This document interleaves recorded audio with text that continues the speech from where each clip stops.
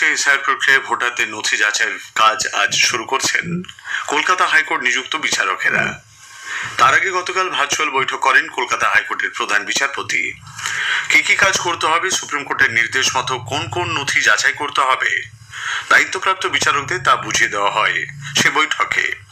অন্যদিকে এসআইআর নিয়ে সুপ্রিম কোর্টের নির্দেশ যথাযথভাবে পালন করা হচ্ছে কিনা তা নজরদারির জন্য প্রতিটি জেলায় একটি করে কমিটি গঠন করেছেন কলকাতা হাইকোর্টের প্রধান বিচারপতি সুজয় পাল। ওই কমিটিতে রাখা হয়েছে সংশ্লিষ্ট জেলার জেলা বিচারক, জেলা শাসক ও পুলিশ সুপারকে। গতকালের ভার্চুয়াল বৈঠকে প্রধান বিচারপতি ছাড়াও উপস্থিত ছিলেন মুখ্য সচিব নন্দিনী চক্রবর্তী, ডিজিপি পীযূষ পাণ্ডে এবং কমিশনের আধিকারিকরা। আজ ফের ভার্চুয়াল বৈঠক হবার কথা। রাজ্যে আসন্ন বিধানসভা নির্বাচনের প্রস্তুতি ও আইন শৃঙ্খলা পরিস্থিতি পর্যালোচনা করতে মুখ্য নির্বাচনী আধিকারিক মনোজ কুমার আগরওয়াল আজ বৈঠকে বসছেন। রাজ্যের মুখ্য নির্বাচনী আধিকারিকের দপ্তরে বিকেল 5টায় আয়োজিত ওই বৈঠক হবার কথা। স্পেশাল অবজারভার এনকে মিশ্র, রাজ্য পুলিশের ভারপ্রাপ্ত মহানির্দেশক পীযূষ পাণ্ডে, কলকাতা নগরপাল সুপ্রতিম সরকার, রাজ্য পুলিশের নোডাল অফিসার, সিআরপিএফ এর এই রাজ্যের আইজি প্রমুখ বৈঠকে উপস্থিত থাকবেন। রাজ্যের অতিরিক্ত মুখ্য নির্বাচনী আধিকারিক অরিন্দম নিয়োগী এবং যুগ্ম অতিরিক্ত মুখ্য নির্বাচনী আধিকারিক আইন শৃঙ্খলা অর্ণব চট্টোপাধ্যায় বৈঠকে উপস্থিত থাকবেন। নারীদের সুরক্ষার জন্য বাংলায় বিজেপি সরকার গড়ে তোলা প্রয়োজন বলে দলের নেত্রী তথা কেন্দ্রীয় মন্ত্রী অন্নপূর্ণা দেবী মন্তব্য করেছেন। কলকাতায় গতকাল বিজেপির মহিলা সম্মেলনে তিনি অভিযোগ করেন যে বাংলা একসময় সারা দেশকে পথ দেখাতো, সেই বাংলায় আজ নারী সুরক্ষার বিষয়টি প্রশ্নচিহ্নের মুখে। মহিলাদের উপর নির্যাতনের ঘটনায় কেন্দ্রীয় সরকার ফাস্ট ট্র্যাক স্পেশাল আদালত চালু করার অনুমোদন দিলেও রাজ্য সরকার তা করেনি।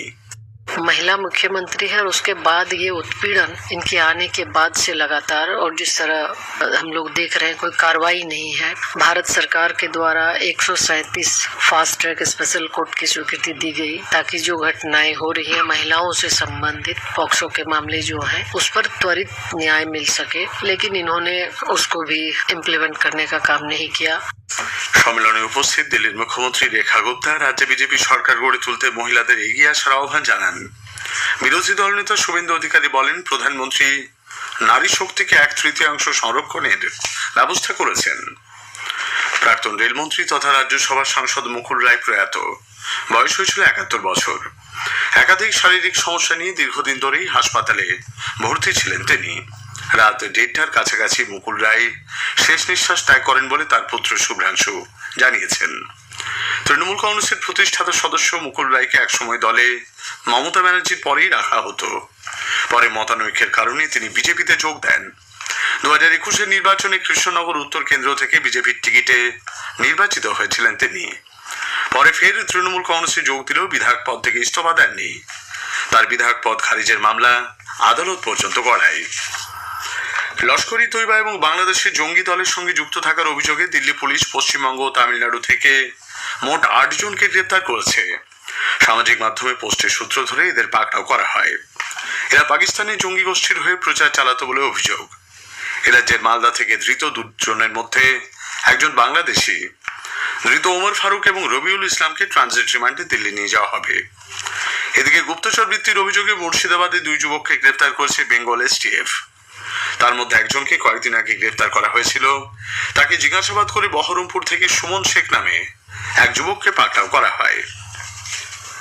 রাজ্যের দক্ষিণের জেলাগুলিতে বিক্ষিপ্তভাবে হালকা থেকে মাঝারি বৃষ্টির সম্ভাবনা বলে আলিপুর আবহাওয়া দপ্তরের বিজ্ঞানী সৌরীশ বন্দ্যোপাধ্যায় আকাশবাণীকে জানিয়েছেন।